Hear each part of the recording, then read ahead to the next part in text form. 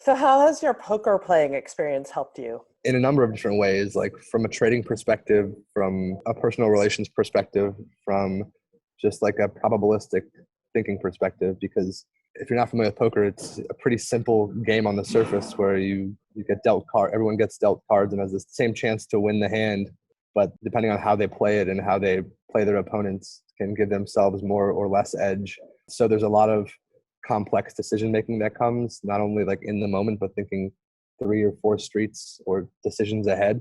There's a lot of math involved where you're trying to calculate what the odds you're currently getting are and trying to price yourself in or price your opponents out of pots, and making it so that based on the range of hands you assign them, that they're not getting the correct price to continue to see the pot with a positive expected value. So yeah, math is a huge factor. Quick decision making on your feet, logical and deductive reasoning, like logical deductive reasoning decision making is a huge part of it.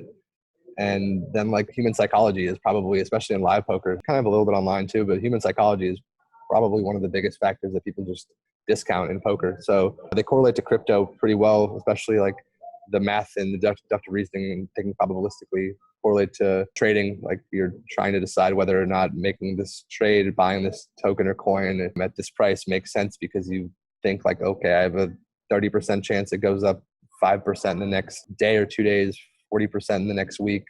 There's like you're just trying to make assessments in it and define an expected value on your return and come up with like a framework mathematically that you think will pay off your bet in the short or long term, as well as like it's a zero sum game. So there's a player on the other side who's either selling or buying the tokens from you. And you've got to think about like, what's their incentive? Why are they participating in this market? Are they a sharp trader, or are they just like somebody who's inexperienced trying to throw money at something hoping it sticks? And if they're the latter, then you can beat that market. You can be winning long term or against the other side. But if it's a sharp person on the other side who's just trying to scalp and make small profits or small returns on large sums in the short term, you might want to reevaluate your decision making and probably like recognize that they're more skilled and experienced than you and stay away unless you want to hold it for a long time. Yeah. So it's really like about decision making and thinking in a logical, deductive reasoning framework to allow yourself to succeed and give yourself the best opportunity to succeed. And the human psychology aspect, if you're more than a level one thinker, is probably something that a lot of people aren't doing. They're just seeing numbers and charts and thinking, well,